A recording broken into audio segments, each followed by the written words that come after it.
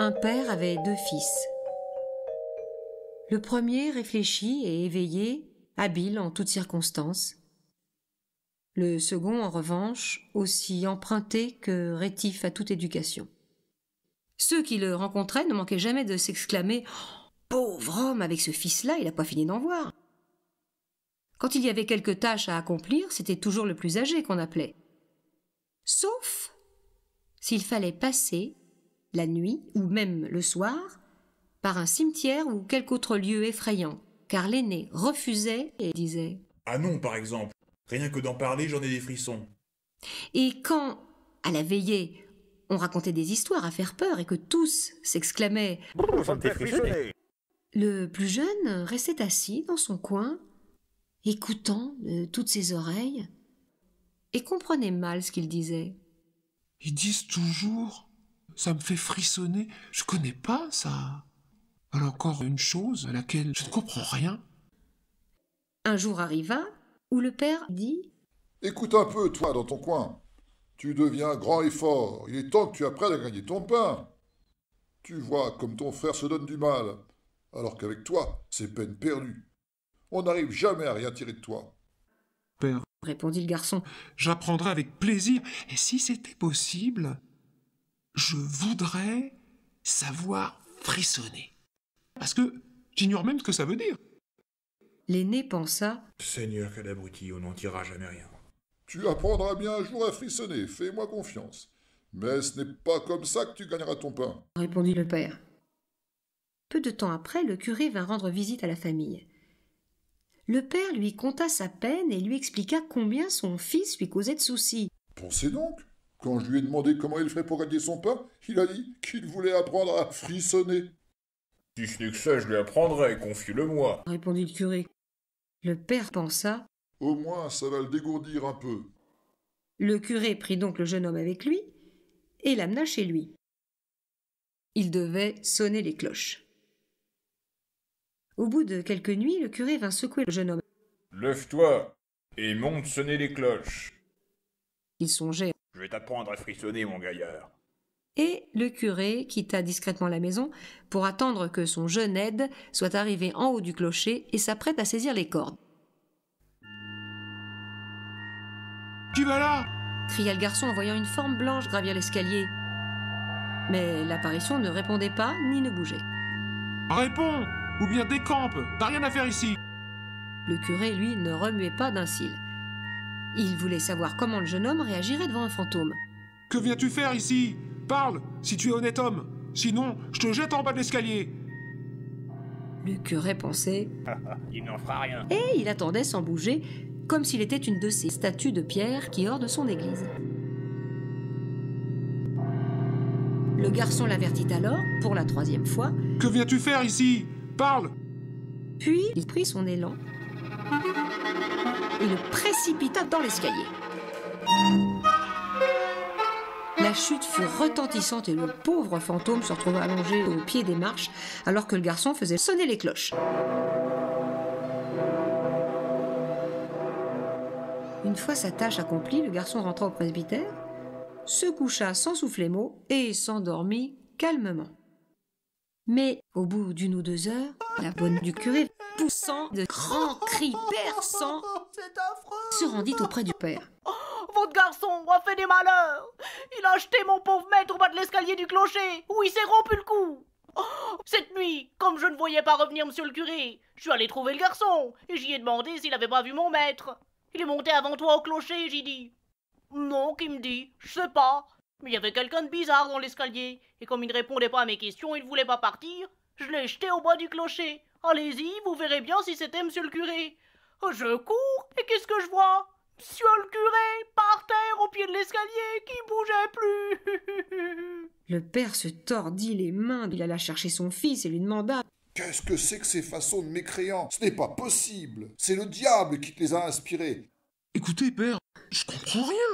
Il se tenait là, dans la nuit, comme s'il méditait un mauvais coup. Par 3 fois, je lui ai demandé de répondre ou de partir. « Oh, il ne m'arrive que du malheur avec toi. Va-t'en, je ne veux plus te voir. » Volontiers, père. Attendez seulement que le jour se lève. Je voyagerai pour apprendre à frissonner. Ainsi, je saurais au moins faire quelque chose pour gagner mon pain. Apprends ce que tu veux, ça m'est égal. Voilà 50 talents, va-t'en, hors de ma vue. Et surtout, ne dis à personne d'où tu viens et qui est ton père. J'aurais trop honte. Qu'il en soit fait selon votre volonté. Si c'est là tout ce que vous exigez, je m'y tiendrai sans peine. Quand le jour se leva, le jeune homme empocha les 50 louis et se mit à suivre la route en disant « Si seulement je pouvais frissonner. » Il marcha ainsi tout le jour, sans rencontrer quiconque.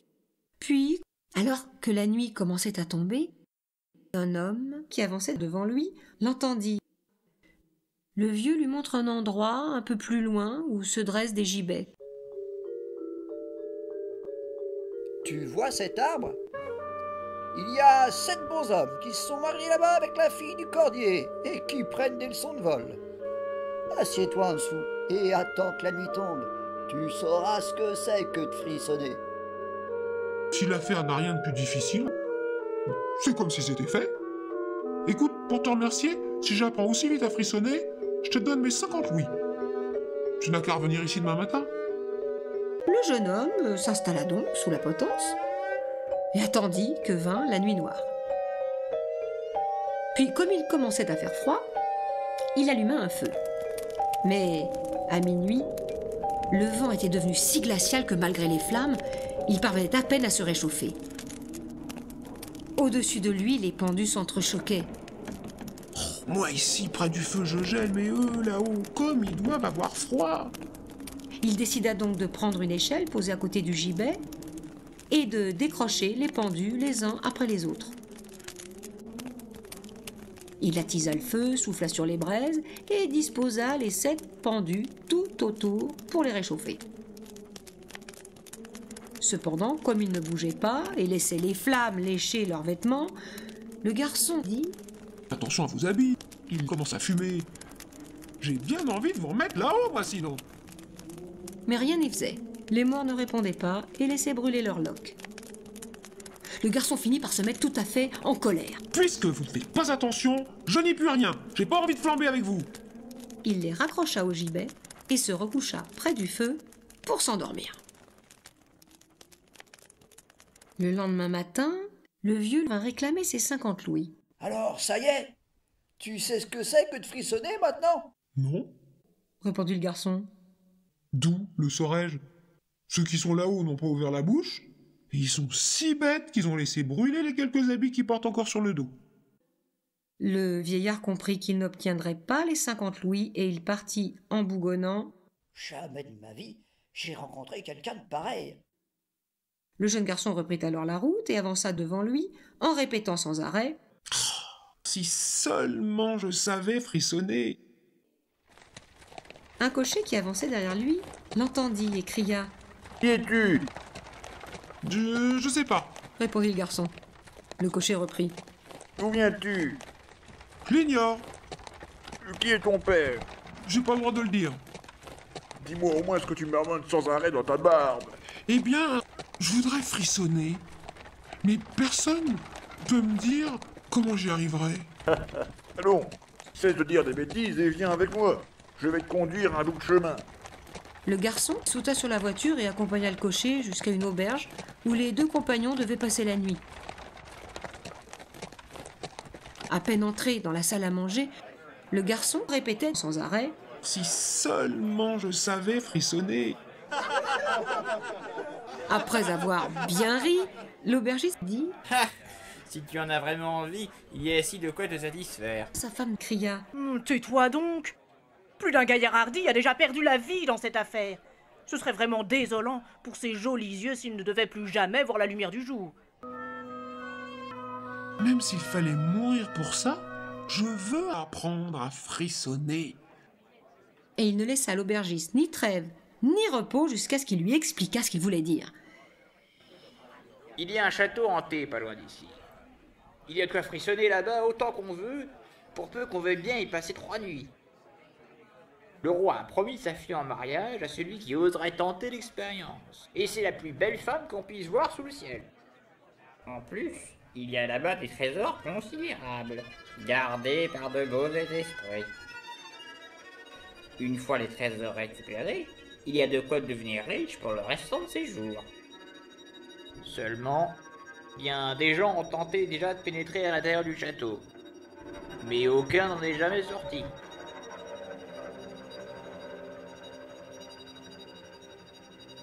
Le jeune avait écouté attentivement le récit de l'aubergiste, et le lendemain, il se rendit auprès du roi. « Si vous le permettez, je voudrais bien passer 3 nuits dans le château. »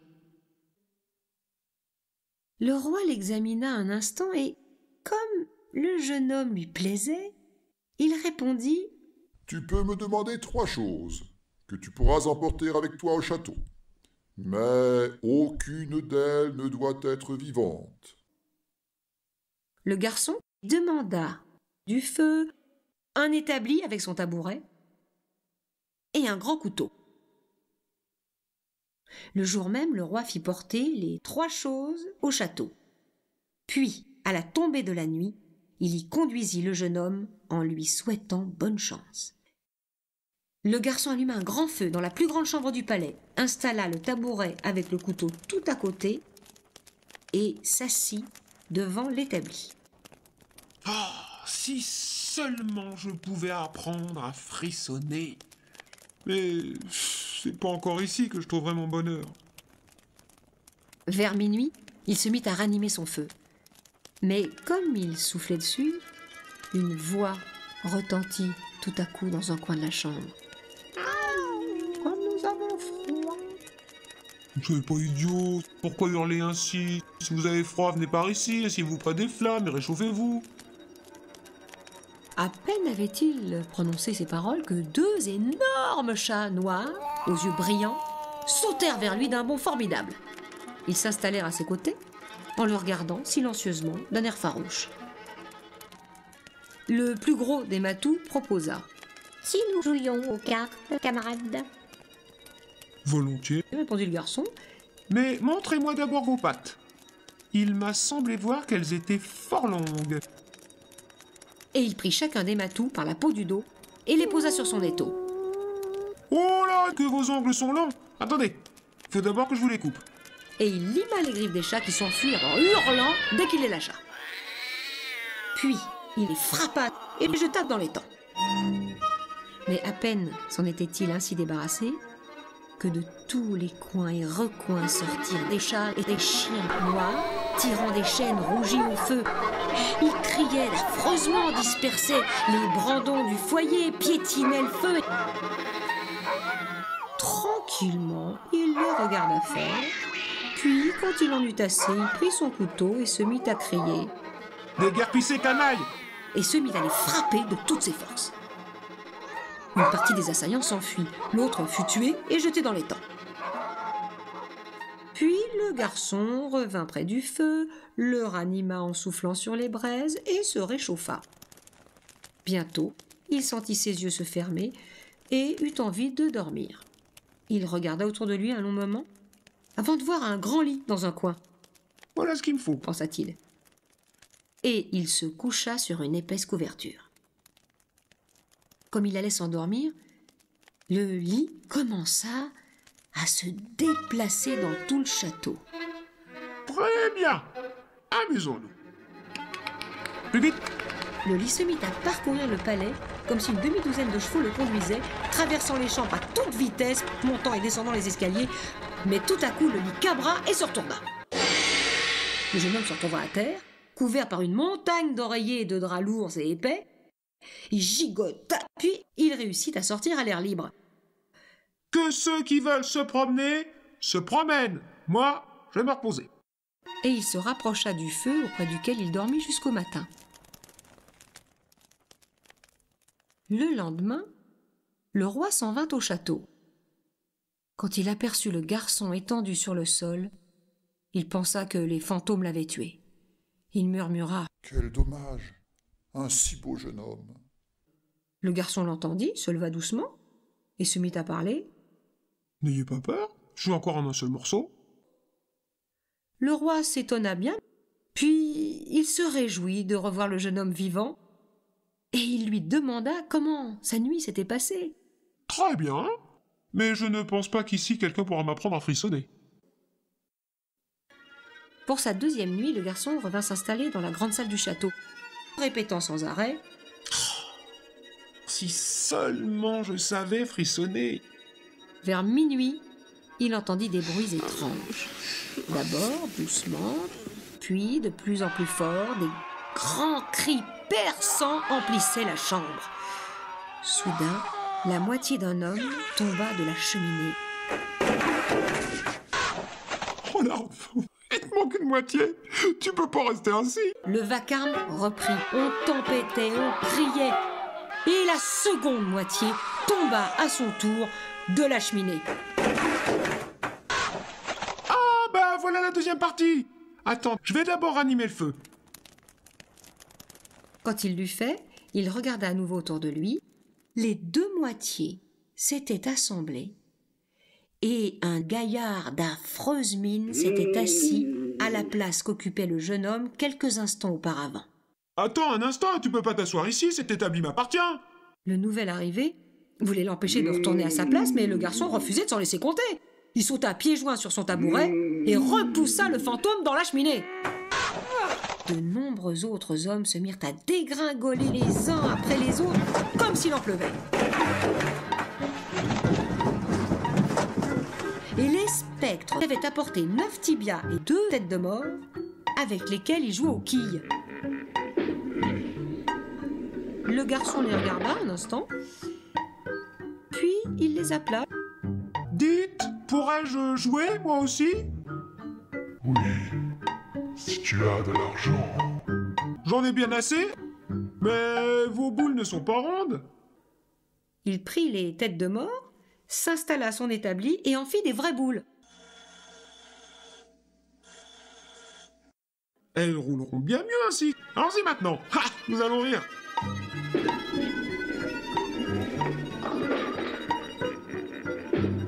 Il joua durant presque toute la nuit et perdit un peu de son argent.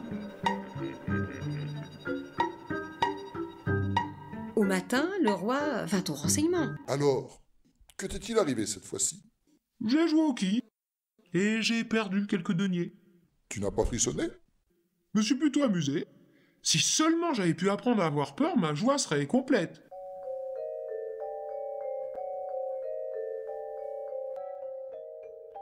La troisième nuit, le garçon s'assit à nouveau près de son établi et commença à parler tristement.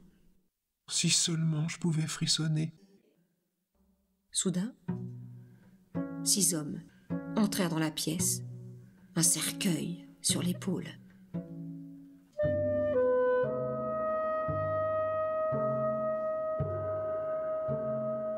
Mon cousin. Sûrement mon cousin qui vient de mourir il y a quelques jours seulement.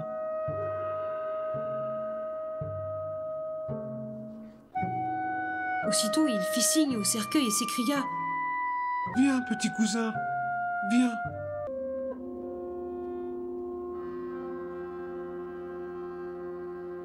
Les hommes posèrent la bière sur le sol et en soulevèrent le couvercle. Le mort s'y trouvait allongé.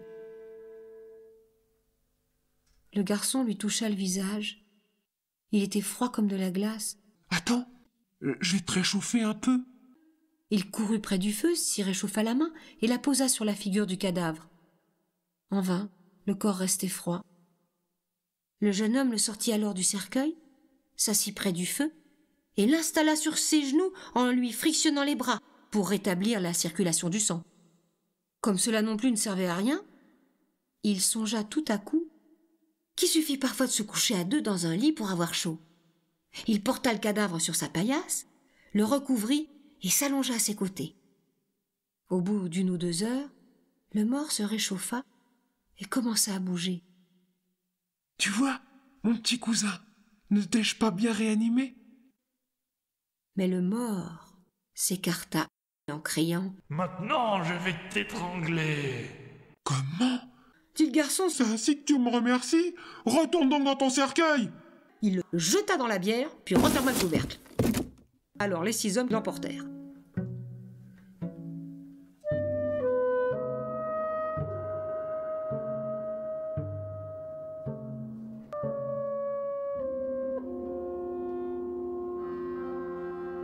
Je ne réussis pas à frissonner.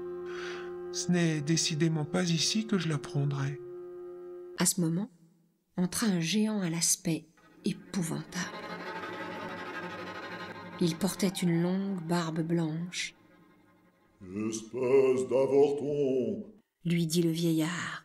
tu vas bientôt savoir ce que frissonner veut dire.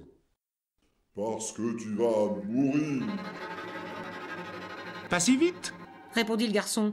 Pour que je meure, faudrait d'abord que vous m'attrapiez. Je veux t'attraper. Oh là, ne te vante pas autant. Je suis aussi fort que toi, et même bien plus fort. C'est ce que nous allons voir. Si tu es plus fort que moi, je te laisserai partir. Viens, nous allons voir ça. Et il conduisit le jeune homme par un sombre passage dans une forge, prit une lourde hache et d'un seul coup, enfonça une enclume dans le sol. Je ferai mieux. Dit le jeune homme en s'approchant d'une autre enclume. Et il se plaça à côté du vieux, à barbe blanche, et d'un seul coup de hache, fendit l'enclume et coinça la barbe. Et voilà, je te tiens. Dit-il. À toi de mourir maintenant. Il saisit ensuite une barre de fer et se mit à rouer de coups le géant jusqu'à ce que celui-ci le supplie d'arrêter. Arrête, je t'en prie. Je vais te donner 3 caisses d'or. Une pour les pauvres, une pour le roi, et la dernière pour toi. Le garçon libéra alors son prisonnier, le suivit dans une cave immense et se retrouva en possession des 3 coffres remplis à ras-bord d'or et d'argent. Le garçon revint s'installer dans la grande salle du château. Puis il revint près du feu et il dormit jusqu'au matin. Le lendemain, le roi revint une 3e fois et demanda: Alors, as-tu appris à frissonner? Non, toujours pas. J'ai vu mon cousin mort, et puis un homme barbu est venu qui m'a donné beaucoup d'or. Mais personne ne m'a expliqué comment frissonner. Le roi se mit alors à rire et il dit: Tu as libéré le château, et tu vas donc épouser ma fille. Bonne chose, pensa le garçon. mais je suis pas prêt de frissonner avec tout ça. On alla chercher l'or et on célébra les plus belles noces qui se furent jamais vues.